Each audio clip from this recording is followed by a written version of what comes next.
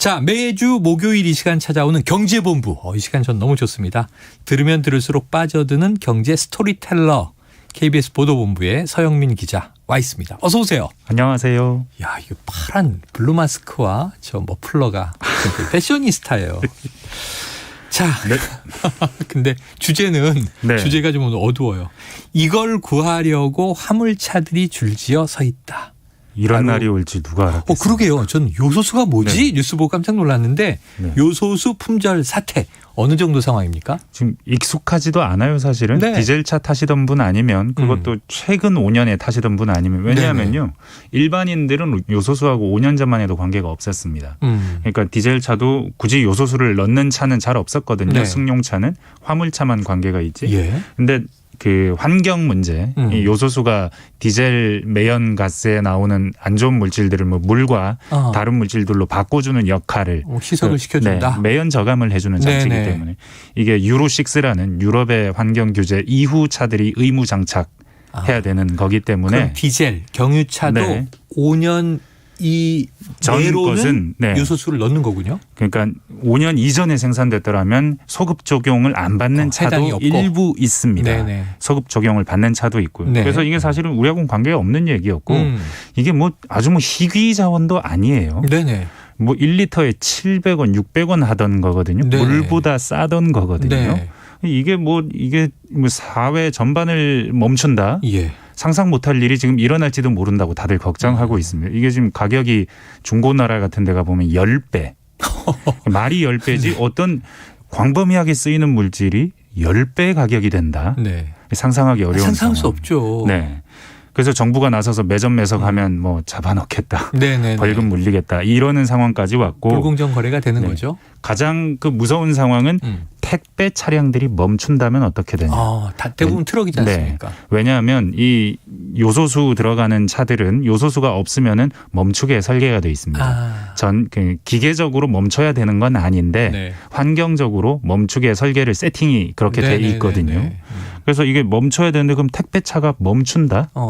아니면 소방차가 멈춘다. 그래서 지금 서울시도 지금 서울시 산하 소방 그 서들한테 요소수 확보돼 있냐. 남는 거 있으면 다 본부로 올려라. 관리 들어가고 지금 뭐 난리가 났거든요. 네네. 화물차들도 마찬가지고 화물차들은 더 심한 게 5, 60리터가 필요해요. 하루 이틀에. 네네. 하루 이틀에 5, 60리터를 네. 넣어야 네. 또 이제 화물차들은 하루 종일 돌아다니지 네. 않습니까? 맞습니다. 우리야 출퇴근 승용차는 네. 하루에 이제 안 타고 대중교통 타면 그만이지 이럴 수 있지만 네.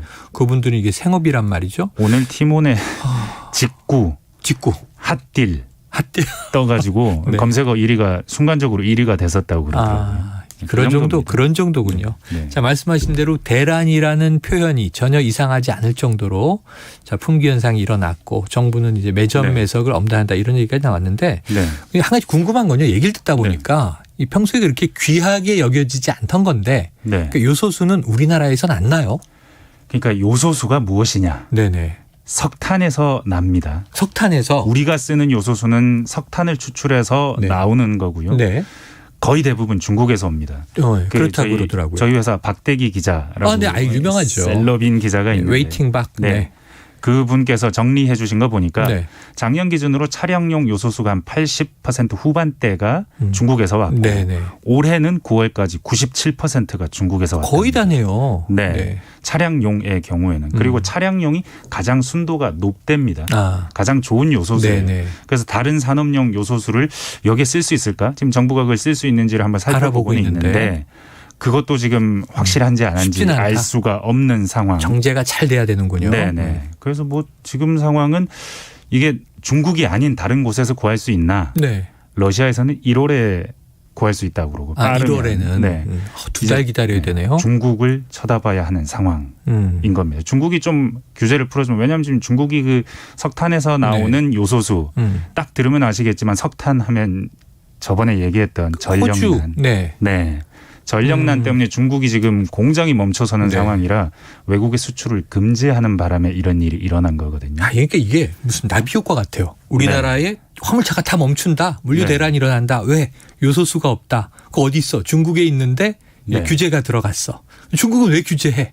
석탄 때문에 그런데 호주는 왜 석탄을 안 준대? 뭐 이런 문제를 보면은 핵잠수함을 미국이 지원하기로 해서 아니 이게 전혀 엉뚱하게 간단 말이에요. 미국하고 중국이 사이가 나빠서 우리나라 요소수가 멈췄다는 얘기가 될 수도 있고. 사실 지금 요소수에 한해서 보니까 이게 아주 사소한 것이 엄청난 일을 나비 효과를 일으키는 것 같은데 지금 계속 그렇습니다. 화석 연료가 지금 공급 부족. 병목 현상 때문에 전 세계에 파급 효과를 주고 있고 그래요. 하잘 것 없고 평범한 것들이 계속해서 우리나라를 계속 톡톡 치고 있죠. 요소수만 이럴 게 아닙니다. 나중에는 한두 달 지나면 또 전혀 들어보지 못한 저런 걸 쓴 우리나라가 썼어 하는 그런 것들이 또 우리를 괴롭힐지도 모릅니다. 코로나 이후에 공급망에 병목이 생겼는데 이 병목이 동맥경화가 어디에서 일어날지 알 수 없는 상황. 아니 그래서 예전처럼 이렇게 뭐 경제 그럼 예측 가능하게 뭐 수학적 모델링을 하면 답이 나옵니다. 그랬는데 이제 너무 불확실한 게 어제 오늘 최고의 뉴스는 미국 연준의 테이퍼링 드디어 공식적으로 선언했다는데 근데 보니까 또 미국의 주식시장은 전혀 위축되지 않았더라고요. 근데 이 테이퍼링하고 미국의 테이퍼링하고 요소수가 연결돼 있다는 얘기는 뭐예요? 서 기자님. 아니 그러니까 우리가 사는 세계가 얼마나 복잡하고 다양하게 경제적인 차원에서 보면 연결이 돼 있을까. 테이퍼링을 왜 해야 됐냐 하면 지금까지 돈을 많이 풀었으니까. 코로나 때문에 많이 돈을 풀었습니다. 왜 많이 풀었냐는 코로나 때문에 푼 거거든요. 그럼 지금 요소수는 왜 부족하냐. 중국의 석탄이 부족해서. 중국 석탄은 왜 부족하냐. 코로나 이후에 병목 현상과 여러 가지 호주와의 갈등, 미중 분쟁 이런 것들이. 수입을 중단해서. 이런 것들이 믹스도 있지만 결국 가장 큰 핵심적인 변수라고 하면 코로나 이후에 경제를 확 멈췄다가 확 풀면서 거기서 너무 많은 물량이 한꺼번에 몰려드니까 병목이 빚어져서. 그렇죠. 네. 그렇게 보면 테이퍼링을 하게 된 이유나 요소수가 부족하게 된 이유나 근본적인 차원까지 거슬러 올라가면 코로나인 겁니다. 그리고 이번에 테이퍼링 같은 경우도 지금 방금 말씀해 주셨지만 앞으로 어떻게 될지 어디로 갈지 알 수 없다고 하죠. 사실 연준이 지금 테이퍼링을 발표하긴 했습니다만 연준도 사실 어디로 갈지 모릅니다. 그래서 외신들이 보면 지금 이거 금리를 올려야 하나 채권 금리는 안정이 되려나 아니면 혹시 경제 충격을 주지는 않으려나 일시적이라는 이 인플레이션이 언제까지 갈까 여기에 대해서 연준이 아무 답을 못해요. 아니 파월 의장이 테이퍼링은 하는데 금리에는 별 영향 없을 걸 뭐 이렇게 얘기한 것 같은데. 잘 모르겠어요.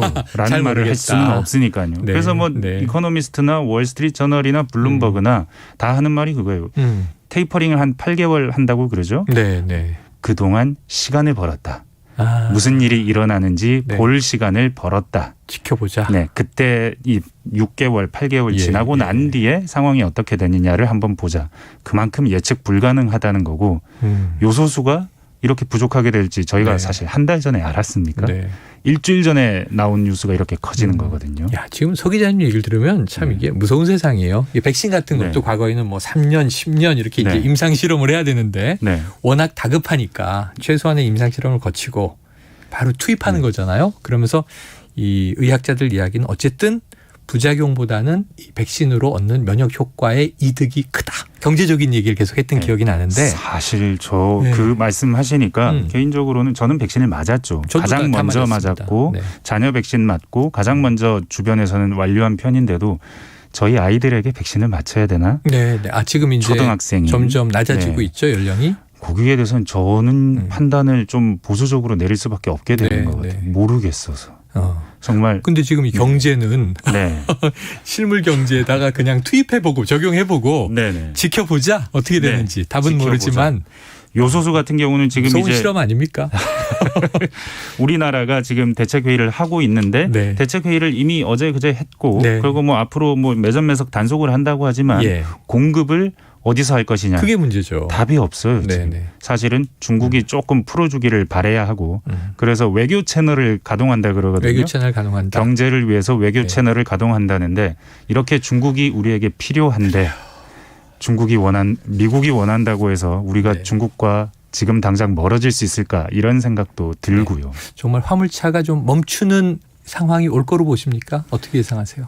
오지 않지 않겠습니까? 오지 않을 우리나라에게 이런 문제가 생겼을 때 우리가 그렇게 주변 나라들하고 나쁜 관계를 가져오지 않았기 때문에 충분히 잘 해결할 수 있지 않을까 하고 바라봅니다. 서 기자님 팬들이 막 늘고 있어요. 5014님, 서영민 기자님 목소리도 전해주시는 내용도 패셔니스타세요. 늘 군더더기 없는 내용이 쏙쏙 들어와 상식이 꽉 찬답니다. 혹시 기자님 가족이 아닌가? 이 스카프는 명품인가? 여러 가지 또 다른 반론도 있습니다.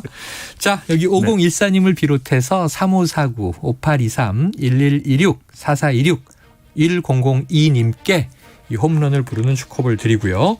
그리고 오늘 이 경제본부 서영민 기자 여기서 보내드리겠습니다. 고맙습니다. 감사합니다.